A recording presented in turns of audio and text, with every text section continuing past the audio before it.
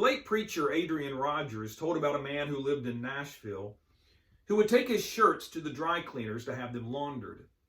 And he was very particular about how he wanted them done. He wanted the collar and the cuffs and everything just a certain way. So he takes his shirts to the dry cleaners and he says to the man, "Now I want them done this way," and he shows them how. Well, the man goes back a couple of days later to pick up his shirts, and they weren't the way that he had requested. So he said, "Hey, I want you to redo these because they're not done the way I'd asked." And so he explains to him again the way he wants them done. He comes back a few days later, and still the shirts aren't like he requested. And so now the man looks at the dry cleaner and he says, "Now look, I came in the first time and I showed you how I wanted them done, and you didn't do them that way. I came the second time and I told you again how I wanted them done. Now you're wasting my time.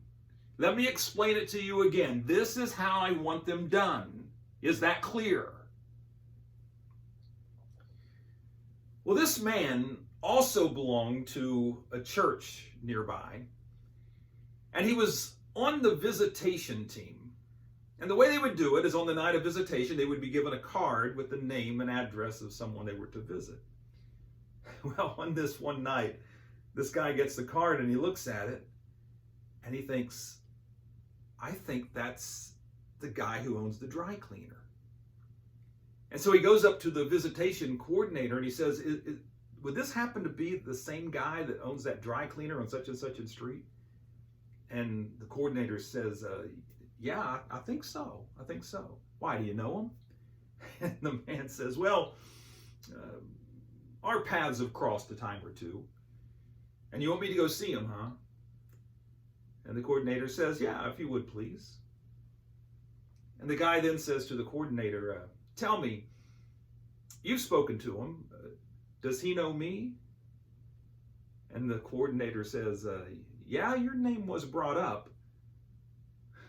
The man says, "Well, what does he think about me? What did he say?" And the visitation coordinator said, "That man thinks that there is nothing on earth more important to you than your shirts."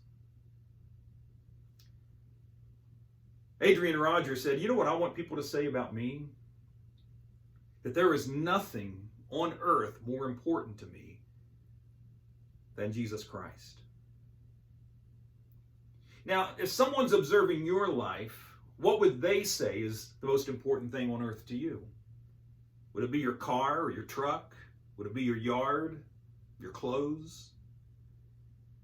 Let us live our lives in such a way that when people look at us, they say there is nothing more important to that person than Jesus Christ.